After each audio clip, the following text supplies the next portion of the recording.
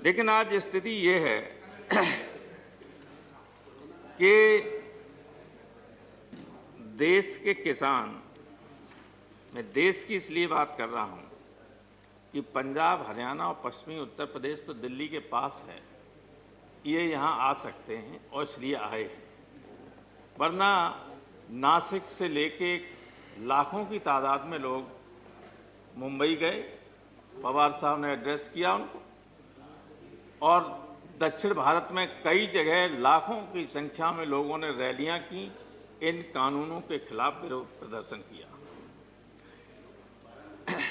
अब हमारे किसान बैठे हुए हैं कई महीनों से।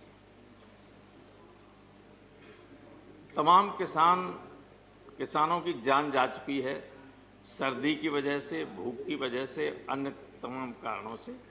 लेकिन सरकार ऐसी निर्दयी हो गई है, ऐसी बेरहम हो गई है कि उसके ऊपर कोई असर ही नहीं हो रहा है, कोई असर नहीं हो रहा है। आप ये बताइए कि अगर आप उनको 1.5 साल तक होल्ड करने के लिए, रोकने के लिए राजी हो जाते हैं, तो इसमें क्या दिक्कत है कि उन तीनों बिलों को विथड्रॉ करके इस सेशन में रिपील कीजिए उस एक्ट को, और नए बिल ले आइए, उनको स्टैंडिंग कमेटी को भेज दीजिए और उसके बाद नए बिल पास कर दीजिए। अगर पहले भी आपने विपक्षी मांग मान ली होती कि स्टैंडिंग कमेटी को भेज दी जाए तो ये संकट नहीं आता। अब मैं देख रहा हूं कि हमारे गाजीपुर बॉर्डर पर, और टीकरी हो चाहे सिंगू बॉर्डर हो, सब पर सड़क खोदकर कंक्रीट की दीवारें बना दी गई हैं। उससे पहले कांटे लगाए गए हैं। मतलब जो हमारी पार्लियामेंट की सुरक्षा नहीं है, उससे ज्यादा जबरदस्त सुरक्षा की गई। पाकिस्तान बॉर्डर पर भी ऐसा नहीं है, मैंने तो वो बॉर्डर भी देखी, वहां भी इस तरह का नहीं है। तो ये क्या हमला करने आ रहे दिल्ली पर? और बार बार हमारे राष्ट्रपति के अभिभाषण में भी इस बात की चर्चा करवा दी आपने। राष्ट्रपति को आप जानते हैं कि राष्ट्रपति तो वही कहेंगे जो आप लिखेंगे, उससे न एक लाइन इधर कह सकते हैं न एक लाइन उधर कह सकते हैं। वो अगर अपने मन की बात कहना चाहें तब भी नहीं कह सकते। अब किसान अपनी मन की बात कहना चाहता है, इसलिए आया, क्योंकि वो अगर टेलीविजन और रेडियो पे उसकी बात आ नहीं सकती, इसलिए बैठा इसलिए है कि वो अपनी मन की बात आपको सुनाने आया है। आप तो अपनी बात सुना देते हैं सबको, कोई दिक्कत नहीं। तो जब और प्रश्न उठता ये है कि आया क्यों है?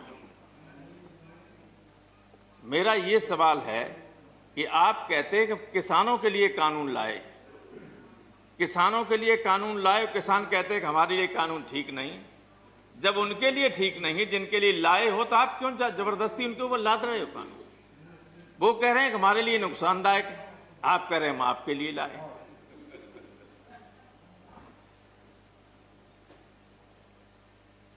अब देखिए, जो एमएसपी की बात चलती है, ये ऑर्डिनेंसेस आ गए थे पहले ही जून में, और बाद में विधेयक आए जब सत्र चला तब। मैं आपको उदाहरण देना चाहता हूं कि स्थिति कितनी खराब हो गई। लास्ट ईयर जब ये अध्यादेश नहीं आया था, उससे पहले हमारे यहाँ मक्का का भाव था 22 रुपया कुंटल, 2200 रुपया कुंटल। और इस बार जब यह अध्यादेश आपने लागू कर दिया, उसके बाद मेरा तमाम जमीन खाली पड़ी रहती थी, धान, उसके बाद आलू, गेहूं, ये सब करते रहते थे। तो लड़के करते थे, उन्होंने कहा साहब मक्का 2200 रुपया कुंटल बिक रही है, अब कि मक्का कर दीजिए। मक्का की तो 1100 रुपया कुंटल बिक, 1100 रुपया कुंटल। और आपकी एमएसपी है सर, एमएसपी है हाइब्रिड की 2660 रुपया और सामान्य मक्का की 1860 रुपये। तब हमारी मक्का मेरी कोशिश करने के बाद भी प्रशासन ने कहा कि हम नहीं खरीद पाएंगे। दलालों की तो खरीद लेंगे, लेकिन आम लोगों को आपके बिहार में तो स्थिति इससे भी ज्यादा खराब थी। भाव पता करिए कि मक्का क्या हिसाब बिकी। तो एमएसपी के मिलने का कोई सवाल नहीं है। अब इसलिए नहीं कि आपने कहीं इस कानून में ये नहीं लिखा कि मंडियों के अलावा जो प्राइवेट मंडियां बनेंगी, और प्राइवेट बनेंगी क्या? हमें लगता है इन लोगों को कई साल पहले से पता था, बड़े लोगों को, ये ऐसे कानून आएंगे। आपके मध्य प्रदेश में कई जगह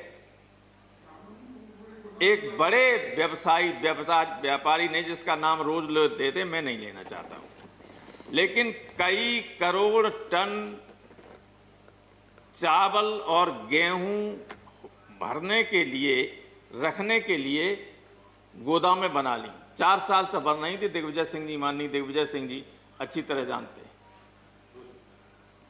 अब जब उनके बगल में जो मंडियां होंगी, हमारी राज्य की मंडियां, वे चल जाएंगी क्या? उन्हें कैसे मालूम था भाई कि ये कानून आने वाले हैं? जो 4 साल से बना रहे थे। आप देखिए जाके, अगर मैं गलत कह रहा हूं। बनाई मंडी की नहीं बनाई? वो किनकी हैं वो मंडियां? जिनके हवाई अड्डे हैं, कुछ दिनों बाद जिनकी रेलें भी हो जाएंगी, जिनके, अब देखिए, अब लखनऊ हम गए तो वह चौधरी चरण सिंह हवाई अड्डा है, लेकिन नाम लिखा हुआ है अडानी, लिखा है हर जगह।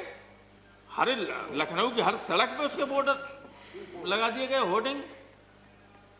आप बाहर जाइए, अगर 10 मिनट गाड़ी खड़ी करेंगे तो इतना रुपया, और 10 मिनट से ज्यादा हो गया तो इतना रुपया। आपको अगर कोई छोड़ने आया, आप वीआईपी हैं, उनके साथ, आपके साथ गाड़ियां चली आई, थोड़ा सा हवाई जहाज लेट है और आपसे नमस्ते करने के लिए, खड़े बात करने के लिए रह गए, तब तक पता चला गाड़ी का पैसा बढ़ गया। बहुत बुरा हाल है। तो वही स्थिति इसमें है कि किसान क्यों परेशान है? किसान जानता है बहुत अच्छी तरीके से, सबसे बेहतर मंडियां काम करती हैं पंजाब और हरियाणा की। और वो जानता है कि जब ये मंडियां बेकार हो जाएंगी तो मनमाने तरीके से व्यापार, ये जो बड़े उद्योगपति हैं जिनकी मंडियां बनेंगी निजी, वे किसानों को कहेंगे कि हम इस भाव पे लेंगे, लेना हो तो दो, न देना हो तो रखो अपने घर। और गरीब होता है आदमी, किसान को जब फसल होती है तब वो उस पैसे से अपने बच्चों के लिए कपड़े लेता है, लड़के लड़कियों की शादी हो तो उसका इंतजाम करता है, पढ़ाई के लिए पैसा की व्यवस्था करता है, तो मजबूरी में उसे फिर सस्ते में बेचना पड़ता है। और ये भय है, और भय वास्तविक है। दूसरे ये कि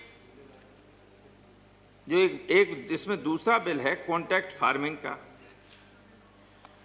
कॉन्ट्रैक्ट फार्मिंग में इतनी बड़ी धोखाधड़ी हम लोगों को पहले ही संदेह था। अब आप देखिए, छत्तीसगढ़ के लोग हैं यहाँ, ये हमारे पास सामने रखा हुआ पेपर कटिंग। छत्तीसगढ़ के 7 जिलों के किसानों के साथ कॉन्ट्रैक्ट फार्मिंग में धोखाधड़ी, एसपी से शिकायत, तो हजारों करोड़ रुपए की हो गया है धोखाधड़ी। पैसा ही नहीं दिया, ले लिया, पैसा नहीं दिया। और कुछ जगह कहा कि हम ये बीज दे रहे हैं आपको, पैदा कीजिए, 2600 रुपया लेंगे, खरीदेंगे, और पैदावार इतनी ज़्यादा होगी, पैदावार आधी भी नहीं हुई, और अब कह रहे हैं कि 800 रुपया खरीदेंगे, और नहीं खरीदेंगे। आप क्या कैसे कर लेंगे? आपने कहीं इस बिल में ये व्यवस्था नहीं की कि चाहे राज्य की मंडी में खरीदा जाए, चाहे कोई इंडिविजुअल खरीदे, चाहे कोई और प्राइवेट मंडी वाला खरीदे, इस एमएसपी से कम लागत पर कम कीमत पे कोई नहीं खरीदेगा। ये गारंटी अगर एक लाइन लिख दे जाते तब भी लोगों को भरोसा रहता है कि इसमें हमारी एमएसपी बची रहेगी। अब केवल ऐसे ही कहते रहोगे कि एमएसपी नहीं जाएगी, कहाँ आपने गारंटी की? भाई जो बड़े बड़े व्यवसाय खरीदेंगे लोग, और कॉन्ट्रैक्ट फार्मिंग का एक मालूम क्या और डर है? एक डर ये है कि वो छोटे छोटे जैसे 3 एकड़ से कम किसान हिंदुस्तान में लगभग 85% है। वो कॉन्ट्रैक्ट लेंगे तो पता चला कि 500 एकड़ ले रहे हैं, पूरे 2-4 गांव की जमीन ले ली कॉन्ट्रैक्ट। अभी तो हम लोग देते हैं कि मान लो बटाई कोई ले लेता तो 1 फसल के लिए दे देते हैं, 2 फसल के लिए दे, 2 साल के दे, उससे ज़्यादा नहीं देते कि कहीं कब्जा न कर ले। ये लेंगे 25-25 साल के लिए। तो जो लोगों को भय है कि हम बेघर हो जाएंगे, बेजमीनी हो जाएंगे, तो क्या गलत डर है उनके मन में? ये सही है। तो ये जो लोगों को के मन में भय है, इसलिए उसको दूर करने के लिए इन बिल को वापस लेने के अलावा कोई रास्ता नहीं। तीसरी बात यह है कि आपने जो एक व्यवस्था और कर दी है, भाई आखिर कुछ एक्शन ऐसे होते हैं जिससे लोगों के मन में संदेह जो पैदा होता है वो कन्फर्म होता चला जाता है। आपने व्यवस्था ये कर दी कि ये जिनसे जो मेन है, जैसे चावल है, धान है, गेहूं है, आलू है और कुछ तिलहन है, दलहन है, ये एसेंशियल कमोडिटी के अंतर्गत नहीं आएंगे। तो ये खुली होर्डिंग की छूट किसके लिए दी गई? भाई गुलाम नबी आजाद तो कहीं भर नहीं देंगे जमीन खरीद के। कौन खरीदेगा? कौन होर्डिंग करेगा? ये बड़ी बड़ी मंडियां बन रही हैं, वो किस लिए बन रही हैं? जो बड़े बड़े गोदामें, बड़े पैमाने पर गोदामें बनाई जा रही हैं, वो किस लिए बनाई जा रही हैं? इसी होर्डिंग के लिए कि इसको होर्डिंग कर लें और उसके बाद जब किसान के पास और व्यक्ति के पास न हो तब जितना चाहे उस रेट पर उसको बेचें। क्या नियंत्रण है आपका? सिर्फ उसमें ये लिखा कि युद्ध की स्थिति में या कोई और महामारी हो उस स्थिति में आप उनको ले सकते हैं, अन्यथा उन्हें छू नहीं सकते। चाहे जनता भूखी मरती रहे लेकिन गोदामें भरी रहेंगी। जब अकाल पड़ा था एक बार बंगाल में तो लाखों टन नीचे गोदामों में भरा था और हजारों आदमी ऊपर मर गया था। ये कहीं पढ़ा था मैंने। मरे थे लोग। तो इसलिए ये जो संदेह लोगों के मन में है ये अनावश्यक नहीं है। और आपने आरोप लगा दिया कि विपक्ष ने किसानों को गुमराह कर दिया है। हर चीज में राजनीति करने की आवश्यकता नहीं है। जो सूरज के रोशनी की तरह साफ चीज हो उसके लिए भी ये कहो कि ये तो भाई ऐसा नहीं ऐसा है, तो कौन मान लेगा उसको? आपने कहा कि किसानों ने गुमराह कर दिया। और एक चीज नहीं, हर चीज में आपने कल देखा होगा, बाद में अधिकारियों को बैकफुट पे जाना पड़ा कि दिल्ली में सादरा पुलिस ने स्टील की लाठियां मंगाई। स्टील की लाठियां जब वो कुछ चैनलों ने दिखा दी तो अधिकारियों ने स्पष्टीकरण दिया कि हमें नहीं मालूम था, कुछ लोकल अधिकारियों ने बना दी थी, बाद में उनको विड्रॉ कर लिया गया। किसानों के लिए स्टील की लाठियां, कभी दुश्मनों के लिए बॉर्डर पे स्टील की नहीं जरूरत पड़ी, लाठी की जरूरत, लेकिन यहाँ स्टील की लाठी मंगा ली थी। तो क्या ये दुश्मन हैं जो देश को खिलाते हैं? पंजाब का एक शानदार इतिहास है,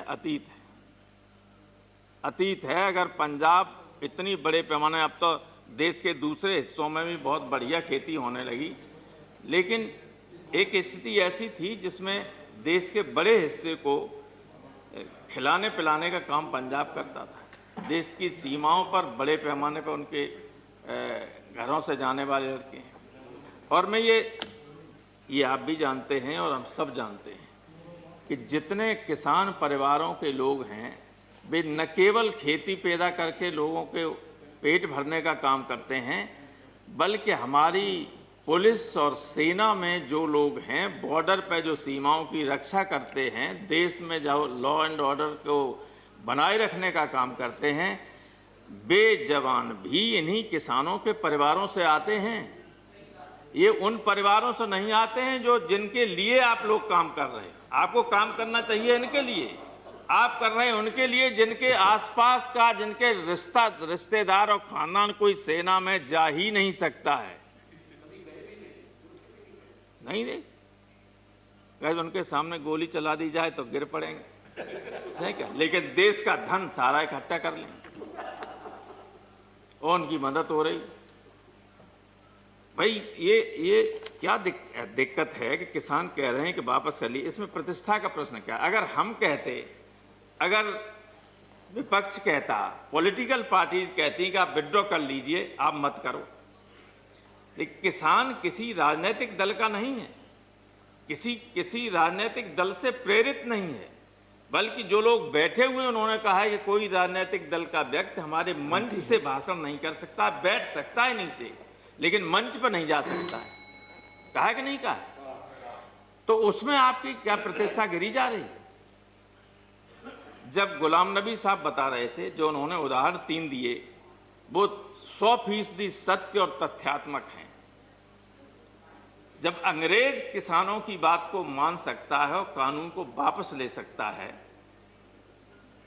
तो क्या आप अंग्रेजों से खराब हैं? आपको क्या दिक्कत है? सर समय हो गया जी, हो गए ऑलरेडी 2 मिनट 3 मिनट अधिक हो गए। मैं आधा मिनट में खत्म किए दे रहा हूं। सर, एक तो मैं अपनी बात खत्म करने से पहले ये कहना चाहता हूं कि इस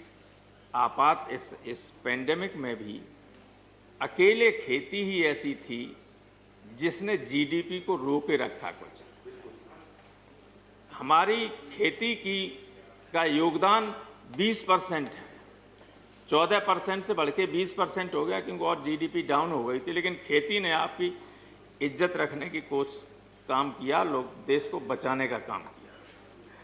और दूसरे ये कि जो लोग मरे हैं, मैं सरकार से ये मांग करता हूं कि उन किसानों को, उनके परिवारों को कम से कम 20-20 लाख रुपए का मुआवजा दिया जाए और उनके बच्चों को कहीं न कहीं राज्य सरकारों से कह के या केंद्र सरकार में उनको एक आध बच्चे को जो मरे हैं उनको सरकारी नौकरी दी जाए।